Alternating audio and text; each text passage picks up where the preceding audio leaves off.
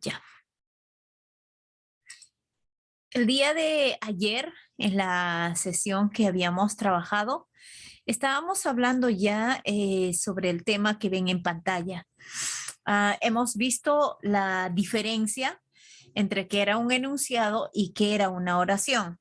Así que el día de hoy nos toca hablar sobre la oración. ¿De acuerdo? Muchos de ustedes ya conocen, bueno, en sí todos ya sabemos qué es la oración en sí.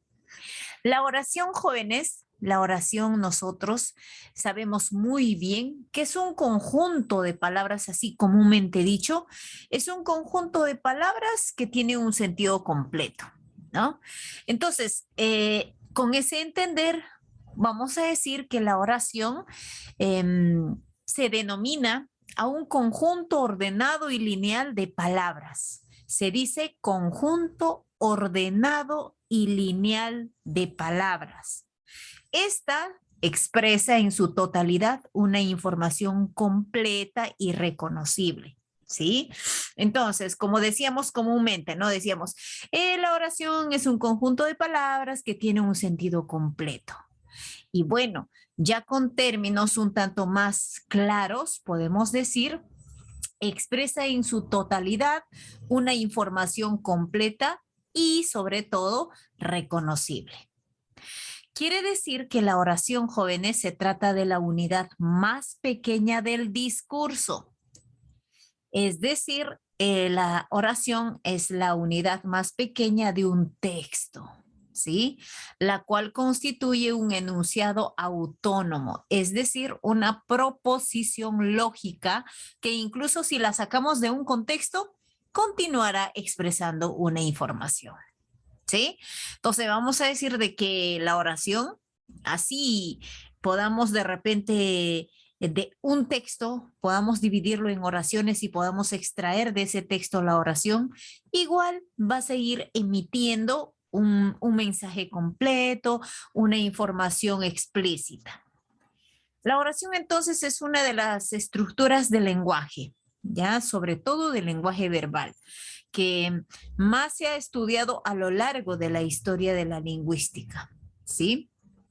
Entonces, desde distintos puntos de vista, el lenguaje, la lingüística, la gramática, han estudiado desde distintos puntos de vista a la oración. Y es así como podemos decir desde el punto de vista morfosintáctico, desde el punto de vista semántico, desde el punto de vista fonológico. O sea, es una estructura muy bien estudiada y muy bien, sobre todo, muy bien desarrollada, vamos a decirlo así, para poder identificarlo, ¿no? Entonces, nosotros podemos identificar una oración, puesto de que de repente manejamos el mismo código, ¿no? Un mismo lenguaje. Sin embargo, dice que la entonación de las oraciones pueden variar, pero esto puede variar significativamente de una lengua a otra, ¿ya? Por decirlo así, ¿qué pasa si yo digo, el perro ladra en la noche? Entonces, esta oración en el lenguaje, claro, en el lenguaje castellano, tiene su entonación, tiene su estructura, morfológicamente, semánticamente, sintácticamente, ya está estructurada, ¿no? El perro ladra en la noche. ¿Qué pasa si yo quisiera decirlo en inglés o en quechua? Va a variar la misma entonación, la misma estructura. ¿Por qué? Porque de repente, como en el inglés, nosotros pronunciamos primero el sustantivo y luego el verbo. El perro ladra en la noche, ¿verdad?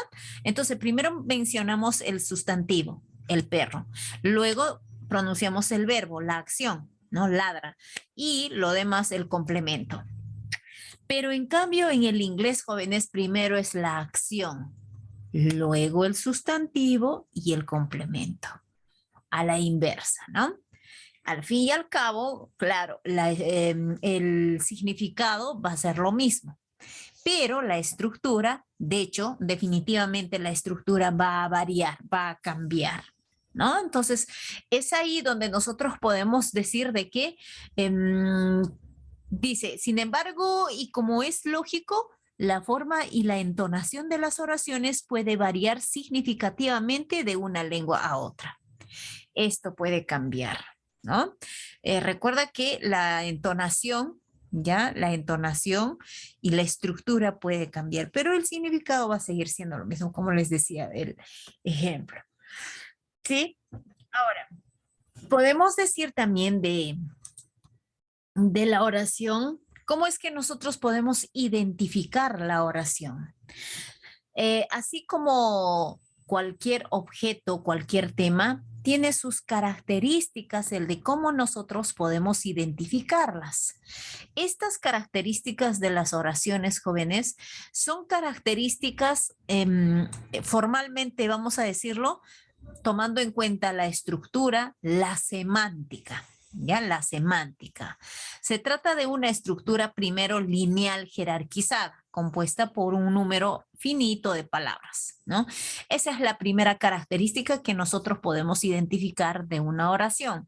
Es decir, la estructura lineal jerarquizada. Como decía, en el lenguaje castellano vamos primero por un sustantivo, luego el verbo y el complemento. ¿Qué pasa si yo digo ladra en la noche el perro? Y bueno, en realidad se va a entenderse el mensaje, pero no es una estructura lineal ni tampoco jerarquizada de acuerdo al lenguaje castellano. ¿Sí? De acuerdo al lenguaje castellano, no va a ser una estructura lineal, quiere decir una estructura que se nos ha establecido de acuerdo a las reglas gramaticales. ¿Sí? A eso vamos. Entonces, la primera característica tiene que ser esa.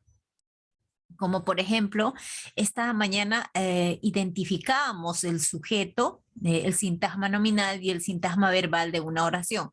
Y la oración decía lo siguiente, y a ver si ustedes pueden participar. Escúchenme, decía, lo decían, lo decían como siempre que los estudiantes deben estudiar para ser mejores en el futuro. Así era la oración, ¿ya? En lo que yo recuerdo, decía, pero claramente recuerdo que empezaba con lo decían, lo decían, lo decían que los estudiantes deben estudiar para ser mejores en el futuro. Entonces yo les pregunto a ustedes, en esa oración, ¿dónde estaría el sintagma nominal? ¿No? Entonces, si acabamos de decir que en el lenguaje castellano, lo primero debería estar un sujeto o un sustantivo, luego la acción y luego el complemento, ¿no?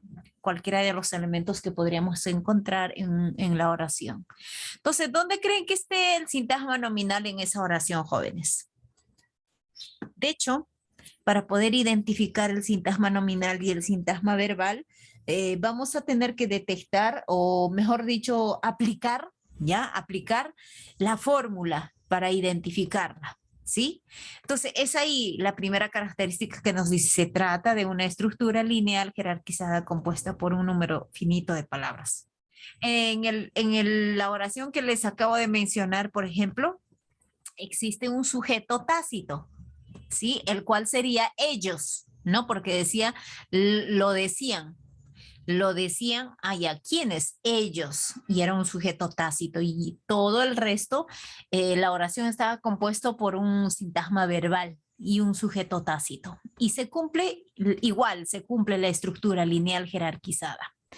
La otra característica es, según la gramática tradicional, se compone normalmente de un sujeto, quien realiza o sobre quién recae la acción.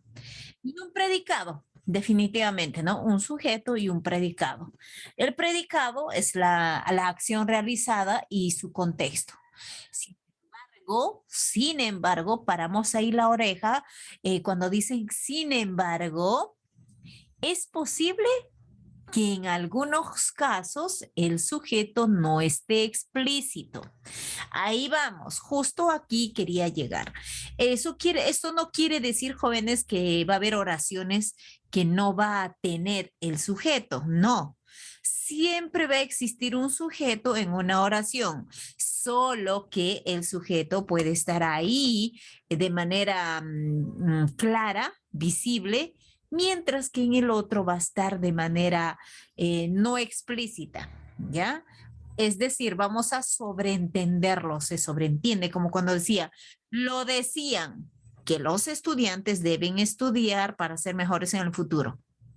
Entonces lo decían. ¿Quiénes lo decían? Ellos. Ese ellos no figura literalmente en la oración, pero está no explícito, pero se sobreentiende, ¿verdad? A eso se le dice cuando nos dice que los sujetos pueden estar explícitos o no explícitos. La tercera característica, mire, en la mayoría de los sistemas de escritura se la reconoce usualmente por comenzar con una letra mayúscula y culminar con un punto, ¿verdad? Eso nos han enseñado desde la escuelita, chicos, de que nosotros tenemos que reconocer una oración cuando empieza con mayúscula y termina con un puntito. Sí, ahí está formado, esa es una oración. Estos son los rasgos que denotan que es una actitud de sentido cerrada en sí misma, ¿no? Entonces, una forma de poder identificar lo usual que podemos identificar es eso. Y miren, es una buena estrategia que nosotros podemos tomar en cuenta en los textos, el poder identificar las oraciones. Por ejemplo, aquí mismo, ya vamos a utilizar como ejemplo el texto, perdón, la segunda característica. La segunda característica, notamos claramente que existen dos oraciones en la segunda característica. La primera oración empieza donde dice según la gramática y termina en el punto donde dice su contexto y paréntesis y punto. Ahí termina la primera oración. Y luego continúa otra donde empieza en sin embargo, ¿no? Sin. Y termina en el punto final de explícito, ¿no? Entonces, y es así. Esa es una forma usual de poder identificar el sujeto, perdón, la oración. ¿Qué hablo? La oración, ¿ya? Vamos ahora a tomar en cuenta, jóvenes, las partes de la oración, que es ahí donde muchas veces nos perdemos. Cuando empezamos a estudiar la oración, vamos entendiendo, pero ¿dónde nos perdemos cuando llegamos a estudiar las partes de la oración? Bueno, de repente en las partes todavía no, sino más bien en poder identificarlos, pero es aquí donde empieza. Si nosotros entendemos esto de las partes de la oración, jóvenes, vamos a entender perfectamente, vamos a poder identificar en la oración de manera muy fácil, ¿no? No va a ser complicado detectar estas partes.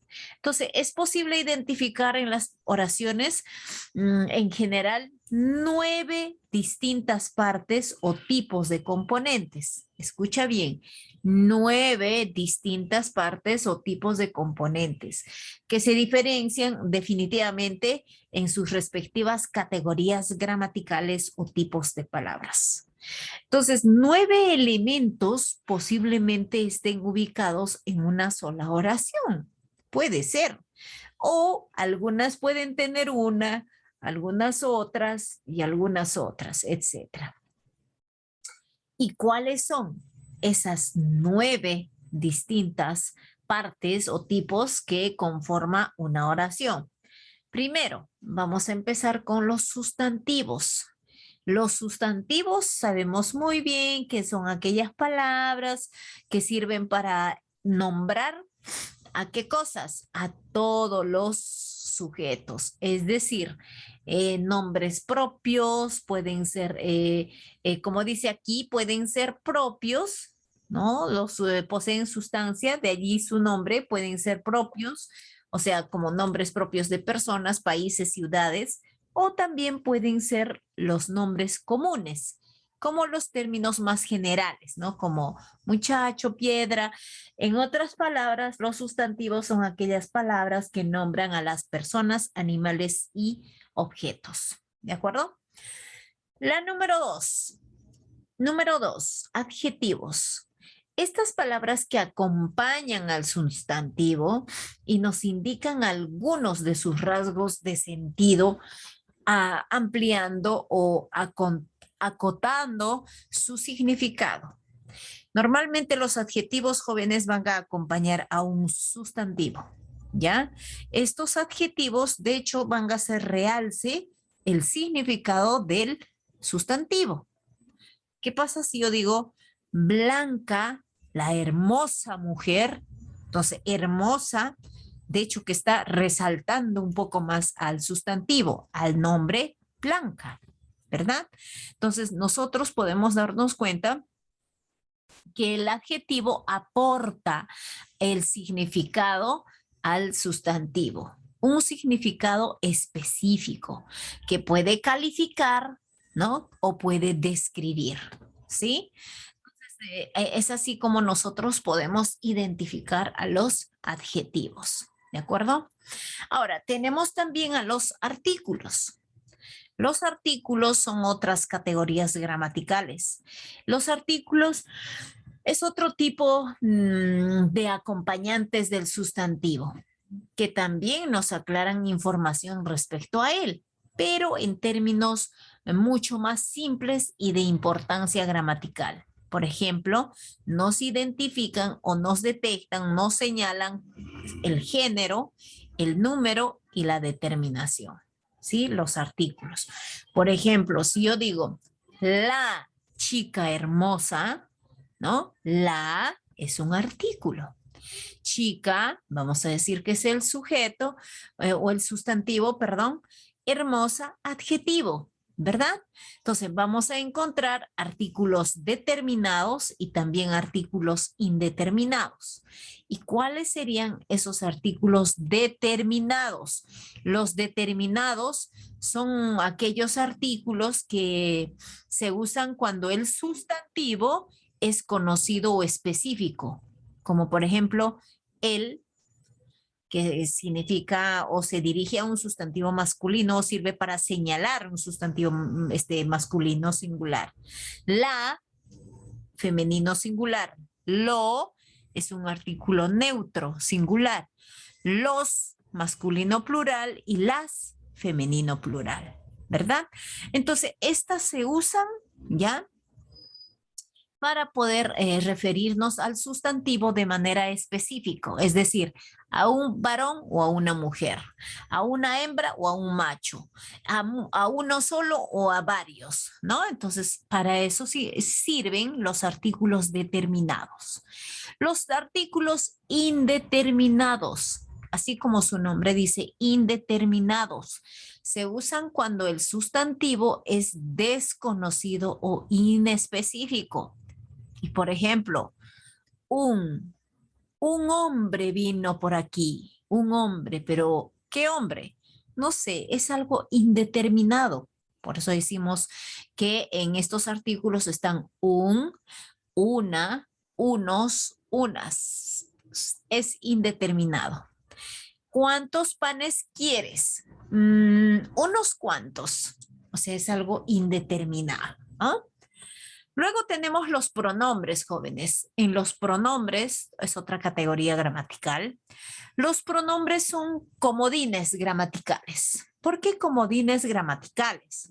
Estas constituyen a los sustantivos y nos permiten no tener que repetirlos constantemente, ya haciendo el lenguaje más eficaz. Pueden ser de distinto tipo, ya como por ejemplo, yo, tú, él, nosotros, ustedes, ellos, ¿no? Ese, aquellos, esa, esta, mío, tuyo, suyo, y entre otras que vamos a encontrar más, ¿no? Más pronombres, ¿sí? Entonces, recuerda que los pronombres son comodines.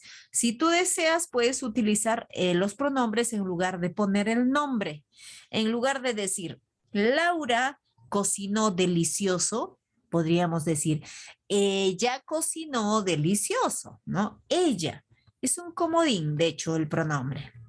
O en lugar de decir mamá, o podríamos decir, ¿no? A ver, vamos a poner, eh, Julio trabaja en el banco. Entonces, en lugar de poner Julio, vamos a reemplazar por el pronombre. Él trabaja en el banco, ¿sí? Bien, ahora vamos con los verbos. Los verbos, bueno, estas son las palabras que expresan y describen acciones, ¿sí?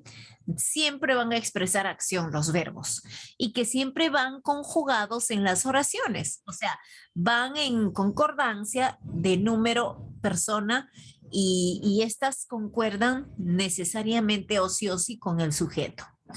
Además, los verbos expresan un tiempo y un modo en que ocurre la acción, de manera tal que sepamos por su estructura de qué exactamente estamos hablando. ¿Sí?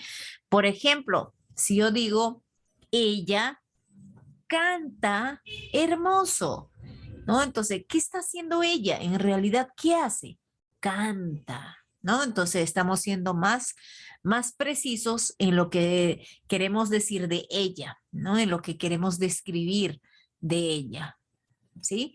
Entonces, hasta acá ya estamos viendo cinco partes muy importantes de la oración, las 5 partes. Vamos ahora con los adverbios. Es otra categoría gramatical. Recuerda que estas 9 partes, jóvenes, son categorías gramaticales. La número 6, el adverbio. Miren, ya vamos yendo un tanto a las partes más complicadas. El adverbio, de hecho, va a venir del verbo, ¿ya? Pero el adverbio se convierte en palabras modificadoras de los verbos. Adverbio, por eso dice de adverso, ¿no? Adverbio. Entonces son palabras que modifican a los verbos. Es decir, cuyo rol es modular o caracterizar el modo en que ocurren las acciones de las oraciones. Por ejemplo, los adverbios son muy, bien, jamás, lentamente. Los adjetivos que terminan en mente o las que se pueden convertir ya con la finalización mente, automáticamente se convierten en adverbios. ¿Sí? ¿De acuerdo? Entonces los adverbios son aquellas que modifican al verbo. Modifican al verbo. Estás muy cansado. Estás es un verbo.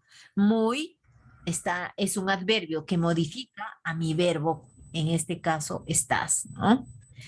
Ahora, las conjunciones. Estas conjunciones son aquellas palabras que tienen un sentido gramatical únicamente y que sirven para juntar otras entre ellas, otras palabras o incluso oraciones teniendo un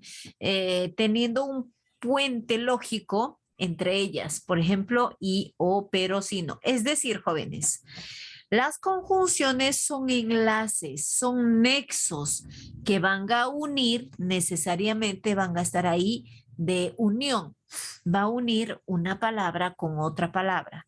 ¿Ya? Entonces, para eso sirven las conjunciones, para juntar otras palabras o incluso oraciones. Sí, incluso oraciones. Mi mamá cocina delicioso. Todo eso es una oración. Y también es una buena costurera. ¿Eh? Entonces, he unido 2 oraciones con una conjunción, la conjunción y, en este caso. Vamos a pasar a las preposiciones. Las preposiciones son palabras dotadas de un sentido relacional, es decir, que no posee en sí misma un significado, sino que expresa una relación entre otras palabras, ya de preposición, de, para, sobre, contra, por. Vamos a decir que las preposiciones también son otras palabras o enlaces que sirven para, en este caso, para unir palabras, sí, también para eso, pero ellos tienen un tanto más significado. Expresan una relación entre otras palabras que pueden ser más o menos específicas, ¿no? Como por ejemplo, de ahí que tú viniste así. ¿Para qué me llamas? ¿No? Entonces, y así sucesivamente. Entonces podemos encontrar sobre las partes de la oración. Nos falta una parte muy importante.